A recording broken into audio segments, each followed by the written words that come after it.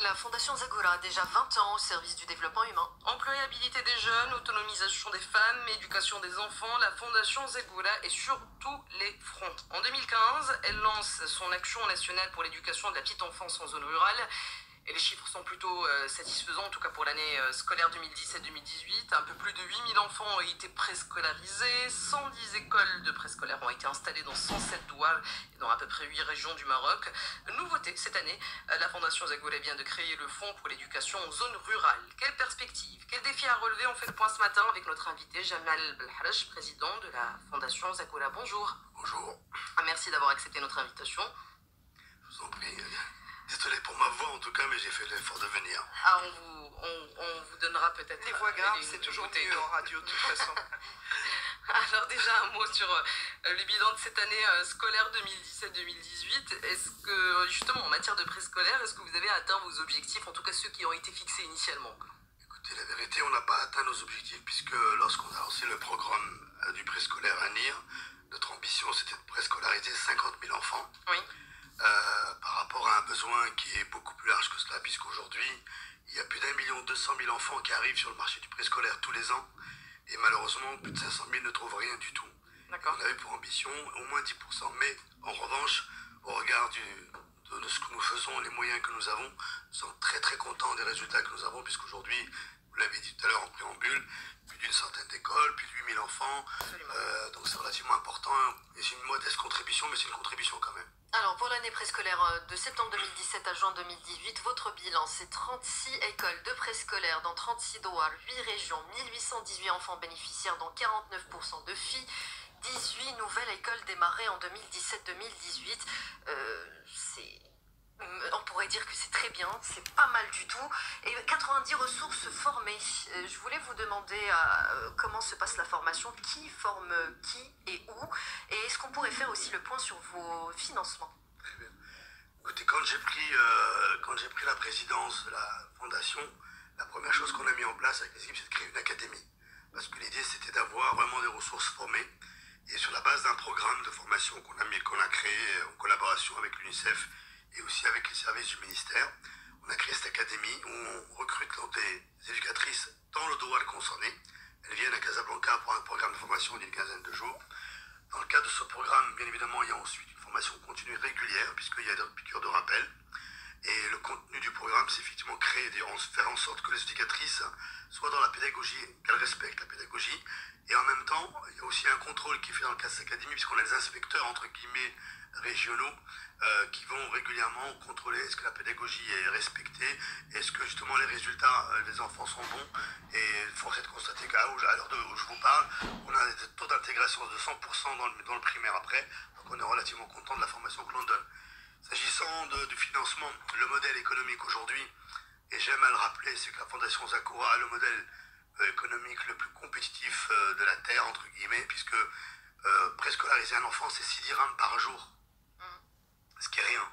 Ça nous coûte à peu près 3000 dirhams par an. Une classe, ça coûte 300 000 dirhams sur 2 ans. Et à la base, on va rencontrer les entreprises pour leur demander de financer une école.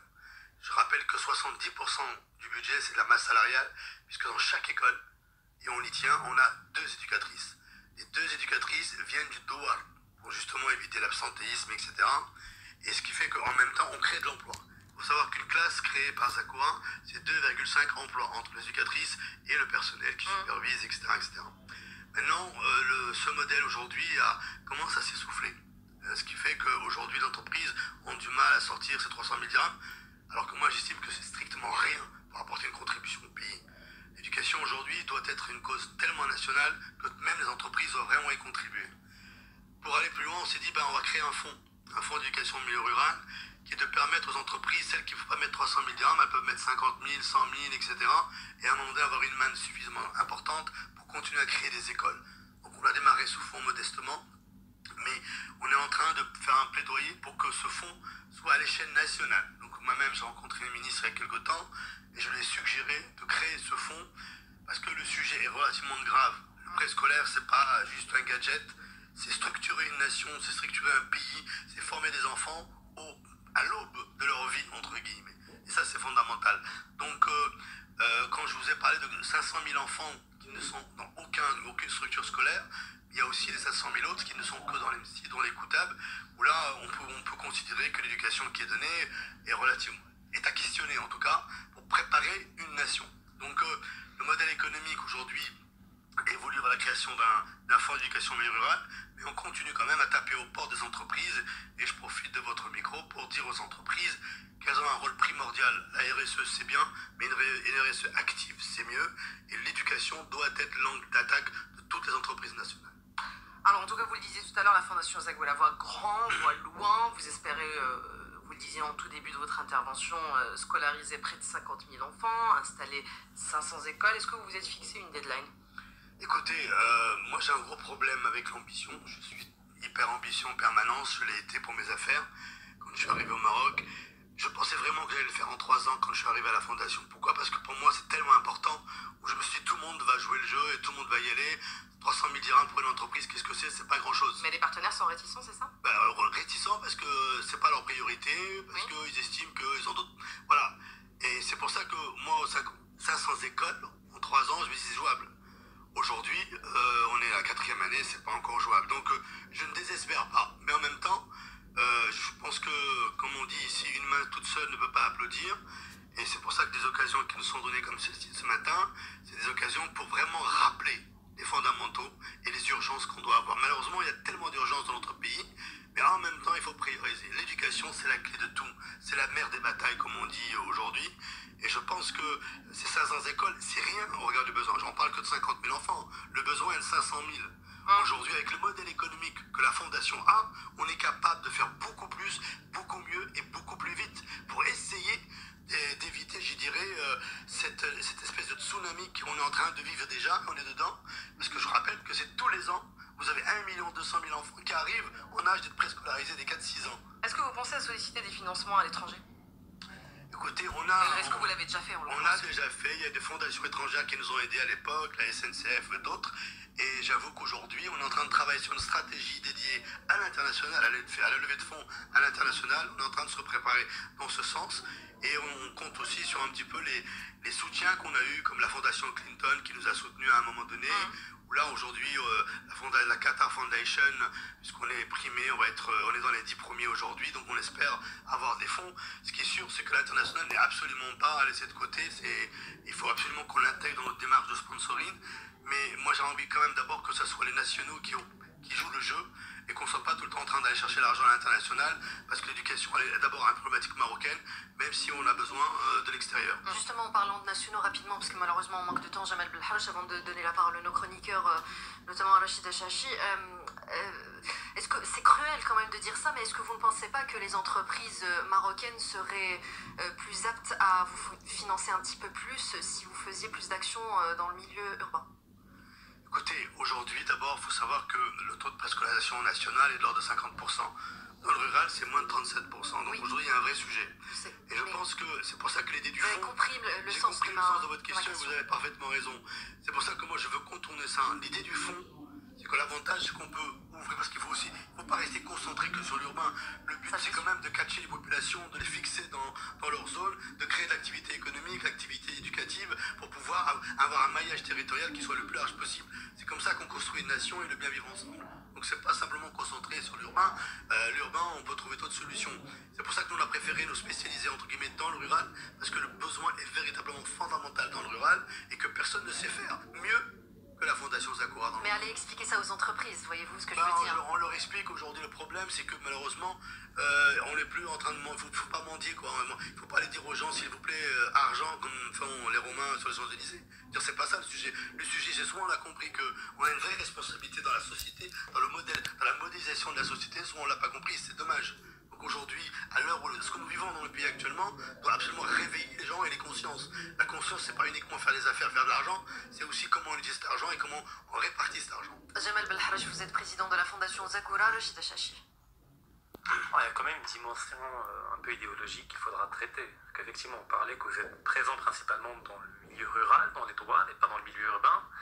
sachant que c'est dans le milieu urbain où il y a l'impératif du double salariat de l'homme et de la femme qui fait qu'à un certain moment dans les quartiers populaires, les gens n'ont pas les moyens de placer leur enfant, la question du préscolaire devient prédominante. Dans le cas rural, c'est un peu différent, mais c'est intéressant de voir que les entreprises marocaines ont un temps de retard en termes de réflexion autour de leurs propres intérêts et que la Fondation Zegora, paradoxalement, est un peu l'avant-garde de la logique marchande. C'est-à-dire que vous allez dans la ruralité sortir par le préscolaire les femmes d'un statut non marchand pour leur permettre de s'introduire dans ce statut marchand pour in fine accueillir les entreprises de demain dans le milieu rural. Donc vous savez très bien que ce que vous faites par le préscolaire n'a pas uniquement une dimension quantitative en termes de résultats scolaires, mais également un impact sur la structuration familiale, sur les rapports à l'intérieur du couple, sur la cellule familiale traditionnelle telle qu'elle subsiste encore de manière résiduelle dans la campagne, et qu'il y a une dimension idéologique que vous ne pouvez pas occulter. Que votre travail est également idéologique. Vous ne préparez pas le Maroc de demain, vous préparez un certain Maroc de demain, en partant d'un prisme qui est le vôtre.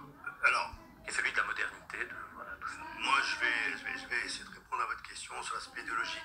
Si vous me posez la question, est-ce que aujourd'hui j'ai une démarche intégrée qui consiste à partir des parents pour leur donner la possibilité d'accompagner leurs enfants et en même temps de devenir aussi éduqués, d'avoir une activité économique qui va faire qu'à un moment donné ils sont captés dans leur endroit? Oui, bien évidemment. En revanche, bien évidemment qu'il y a une démarche idéologique. Moi, ma démarche idéologique, elle est très simple.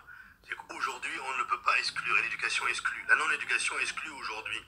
Mais je ne me pose pas la question si demain, ma démarche va consister à accompagner une idéologie, marketing ou autre, même si la conséquence est celle-ci, la conséquence elle est ailleurs. C'est qu'aujourd'hui, ne pas inclure, ne pas être inclusif dans une démarche éducative, c'est exclure et exclure, c'est laisser les gens aller vers l'obscurantisme et ça, oui, c'est une démarche que j'ai moi aujourd'hui, en tout cas, c'est une conviction que j'ai. En revanche, je ne peux pas, me résigner à ne travailler que dans le rural ou que dans l'urbain, puisqu'aujourd'hui, on a fait une démarche de conseil pour la wilaya des Grands Casablanca Stade qui va inclure justement la réflexion sur l'urbain. D'accord? Pourquoi? Parce qu'on a un savoir-faire que les autres n'ont pas. Et ça, c'est important de le dire. Maintenant, pour rajouter un petit élément sur votre question idéologique, bien évidemment que tout est idéologique. Bien évidemment que tout est idéologique. En revanche, pas parce que c'est idéologique que je ne dois rien faire. Et moi, je considère qu'aujourd'hui, le Maroc a souffert d'une inertie, d'une absence justement d'idéologie, d'une vision, notamment sur le plan éducatif, qui fait que personne n'a rien fait et on est dans l'état catastrophique dans lequel nous sommes.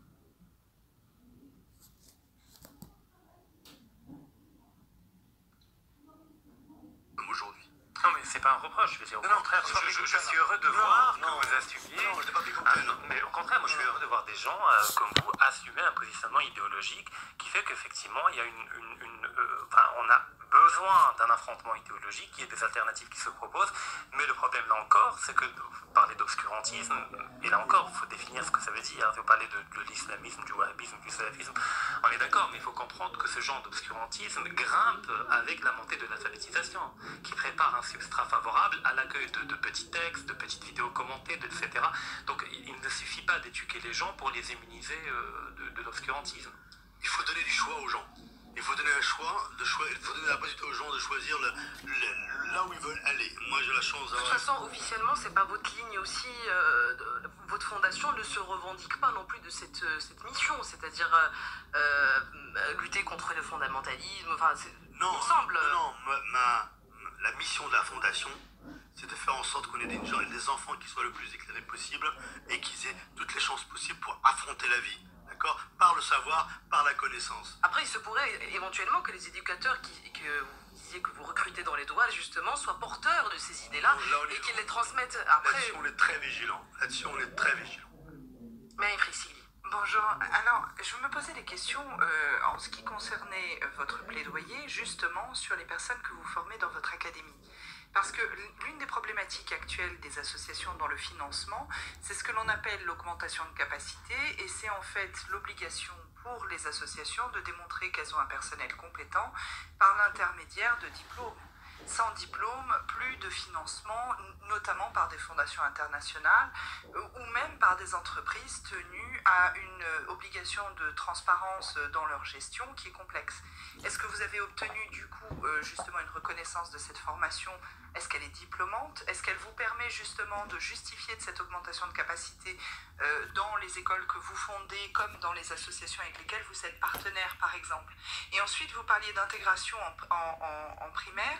Alors pour travailler dans une association en bénévolat à Sidi Moumen, où on a du préscolaire, et on a du soutien scolaire et on a des classes d'éducation informelle, ce que vous faites aussi, je le sais, on s'est rendu compte que nos élèves qui étaient formés en préscolaire arrivaient en primaire avec un niveau considérablement supérieur à leurs camarades qui n'en avaient pas bénéficié, et il s'avérait que dans certains cas, on pouvait les retrouver déscolarisés et ensuite en éducation informelle parce qu'ils n'avaient pas supporté le système public. Est-ce que vous avez constaté la même chose? Absolument. Alors, pour la première question, s'agissant de la reconnaissance, aujourd'hui, la seule reconnaissance qu'on a, c'est d'avoir validé nos programmes. On les a travaillés avec les soins du ministère de l'Éducation nationale. Mais il n'y a pas de diplomation à l'issue de ça. Il n'y a qu'un seul certificat qu'on donne, nous, un certificat Zakura. En revanche, on est en train de travailler aujourd'hui, notamment pour aller un peu plus loin, pour mettre beaucoup plus de contenu de formation. Et on est en train de chercher des partenariats avec des institutions internationales qui vont nous accompagner aussi vers une reconnaissance différente. Mais le but, encore une fois, c'est une normalisation ISO? Oui, absolument. Parce que l'idée, c'est quoi? C'est de dire simplement, dès lors que leur corpus pédagogique est validé, le but, c'est pas d'être certifié ou pas. En revanche, c'est comment, à terme, on va donner des passerelles à ces éducateurs qui voudront aller beaucoup plus loin. Parce qu'aujourd'hui, il faut savoir que même le ministère vient piquer, entre guillemets, nos éducatrices parce qu'elles sont très bien formées. On regarde du contenu du programme, on regarde du taux d'intégration de nos enfants dans le primaire, qui est de 100%. Maintenant, le taux d'intégration dans le primaire, c'est rentrer au primaire, la problématique. Ça, tous les enfants y rentrent. Non, mais ce que je veux dire par rapport aux critères. Maintenant, j'ai la même frustration que vous avez évoquée tout à l'heure. On l'a bien sûr, on l'a vu. Même si, parfois, on a quelques exemples. On a aujourd'hui des jeunes bacheliers avec des super notes qui sont sortis du cursus Sakura, notamment de l'école non formelle. Oui, il y a un problème entre la pédagogie qu'on donne, les conditions que l'on crée, et lorsque les enfants vont dans le public, ils ne retrouvent plus la même chose, et là, effectivement, ils retombent. Donc ça, c'est un vrai sujet. C'est un vrai sujet. Est-ce qu'on peut parler quand même aussi juste de cette dimension technique du plaidoyer et du financement, c'est-à-dire des normes de gestion qui paraissent être de bon sens, mais qui, en fin de compte, sur le terrain, posent problème? Parce que ça, je sais que c'est un cas dans toutes les associations. Typiquement, l'obligation pour un chef de projet sur le terrain d'être à la fois diplômé avec des diplômes reconnus à l'international et en même temps d'être un local est presque impossible à réaliser.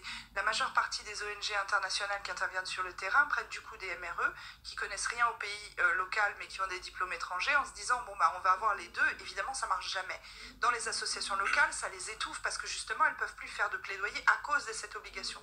Est-ce qu'il y a d'autres blocages de cette sorte dont vous souffrez? Est-ce qu'il y a quelque chose à faire pour mettre en place une stratégie qui permettrait à la fois de garantir les compétences des personnels sur le terrain et un financement facilité? Enfin voilà, c'est des questions comme ça. Très clair, très sincèrement, Mélanie, nous on n'a jamais souffert de ce type de problème. Jamais. Parce qu'effectivement, d'abord on a développé une certaine autonomie financière par rapport au modèle de financement de nos écoles. Vous avez décrit tout à l'heure. Absolument, que je décris tout à l'heure. Donc on n'a pas sur. En revanche, là où, en tout cas, ce que j'ai abordé avec mes équipes il n'y a pas très longtemps, c'est qu'à un moment donné, l'ensemble des opérateurs ou des acteurs ONG dans le secteur éducatif devront se réunir et s'entraider. Moi, nous, la vision, l'ambition que j'ai pour Zakura, c'est de devenir d'abord un véritable think tank.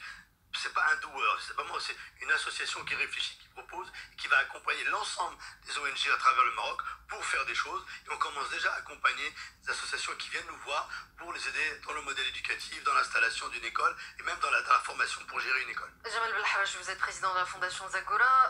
Les auditeurs de Lux Radio peuvent commenter ou poser leurs questions via l'application Lux Radio et Esma de Rabat vous pose cette question.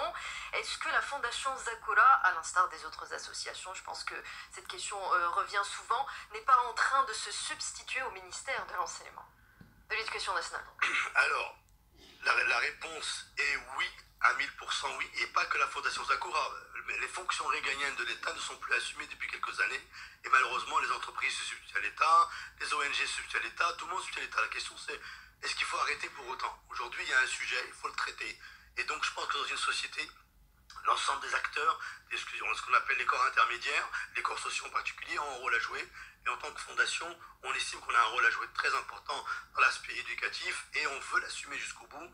Et on veut être une véritable locomotive pour ce pays sur ces secteurs-là, sur cette question particulière préscolaire et en partant du milieu rural, sur un modèle très compétitif qu'on veut absolument dupliquer, parce que l'urgence est là et l'heure est grave sur les questions éducatives.